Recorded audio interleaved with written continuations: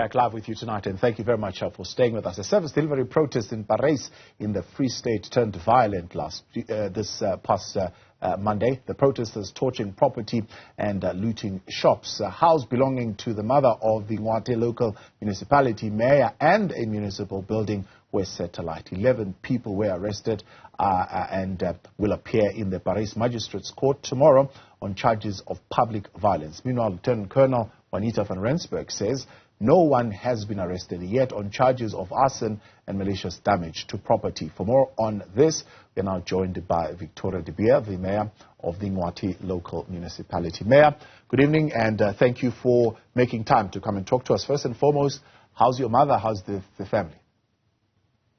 Good evening, and thank you very much for having me tonight. My mother is physically fine, but emotionally I cannot guarantee if she is fine.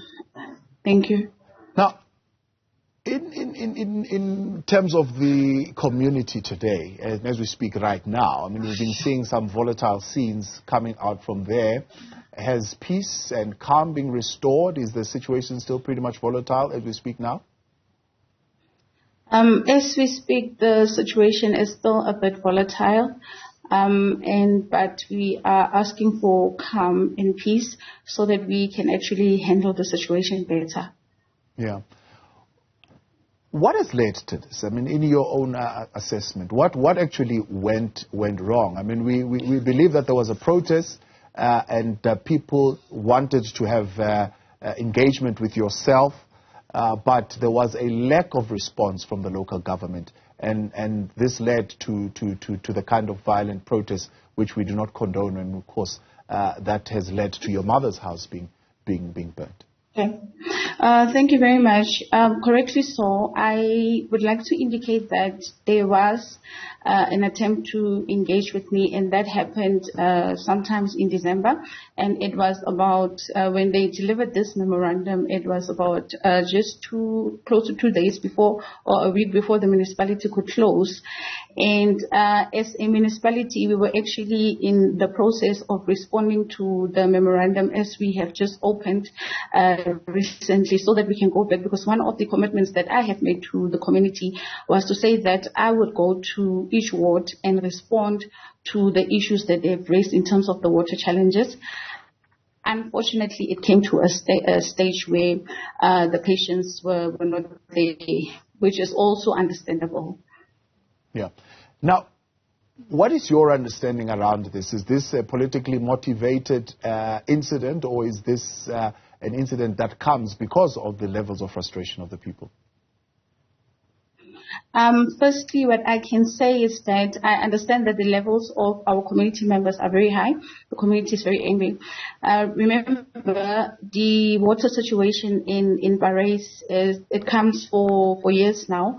And with the issue of now that we are in the period of load shedding, it has made the situation even worse for this municipality. So what I can say is that it might be because our community no longer has got the patience, and also whether it was political motivated, I'm sure the police with their investigations would definitely be able to tell us if that was politically motivated. Yeah. Do you know where you sit, who organized the protest? Currently, we are not sure who organized the protest, but what I know is that it's different community members that came together and ultimately said they would want to have water out of the taps and not out of the temporary jojos that we have placed as a municipality. But what I also want to indicate on the temporary jojos and the issue of the water out of the taps is that this jojos was placed in the communities in 2019. And there was a project that was registered by the municipality, which was called the COVID-19 project. This project was supposed to just be a temporary project towards the community, where we were fixing the filters of the municipality to provide cleaner water and sufficient water to the community. But unfortunately, I now currently call it a failed project because after the local government elections, when we entered, we found that the project, instead of it being at 100% completion, it was at a stage of 20%. And being at 20%, we then ultimately took a decision to terminate the contract of the contractor, because what was also disappointing is that the contractor at that time payments have been made upfront to the contractor, and as they continued with the contract, there were financial difficulties and constraints within that company. So the project is a failed project, and therefore we are unfortunately unable to remove those temporary measures up until we start the process from scratch. All right.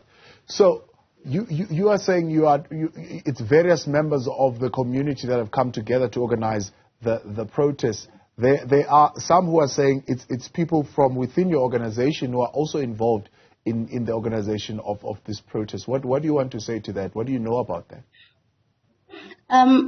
If there are some members of the organization that has put me in this municipality to lead as the mayor, it's truly unfortunate, because the challenges that we are facing here in this municipality is challenges that we all have to fix together.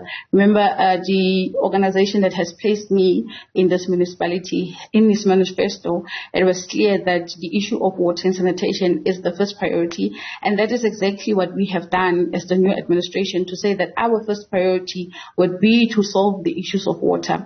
So it would really be unfortunate that members of my organization would instigate such protest against the municipality, where there is ultimately vandalism, and it's going to have a huge setback on the innocent community members that do not necessarily understand anything in terms of the politics that might happen.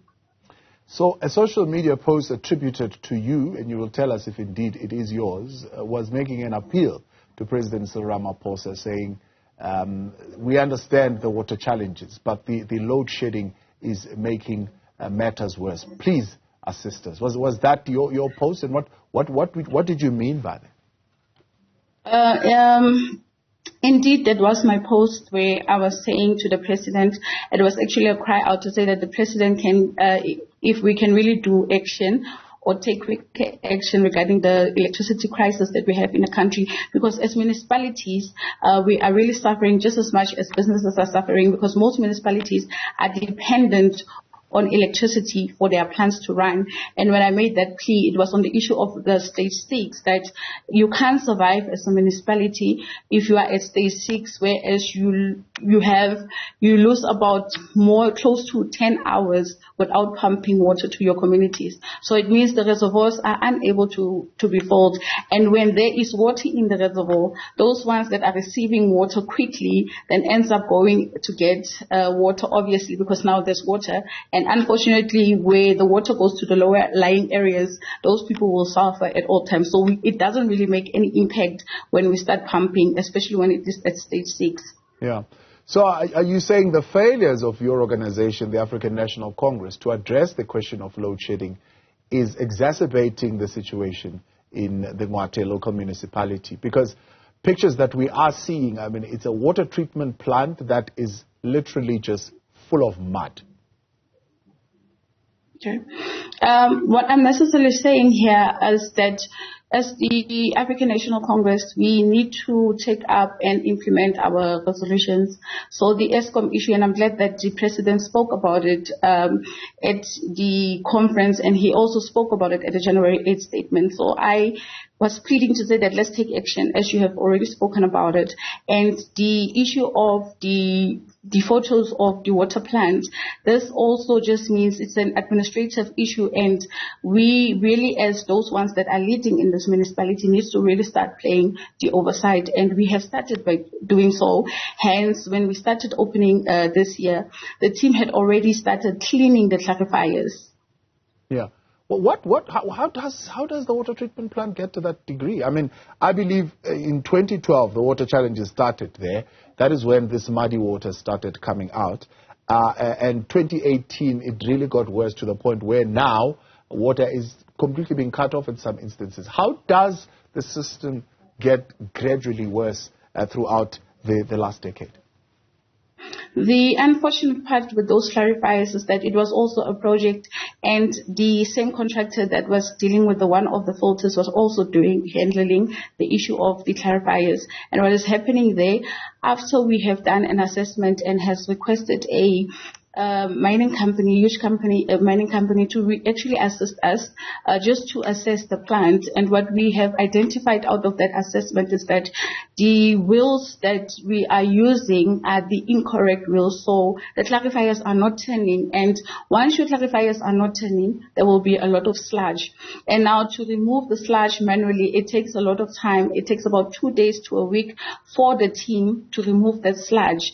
So what we have agreed upon with the team now and the was to say that we must come up with a proper plan. And I'm also happy that today we had the Department of Water Affairs and also the inspectors coming to the plant, and we have had a discussion. So tomorrow we will have a meeting at 10 o'clock to discuss some of those low-hanging fruits, which I believe that the issue of the clarifiers is one of the issues where they will advise us in terms of the maintenance thereof, what we should do.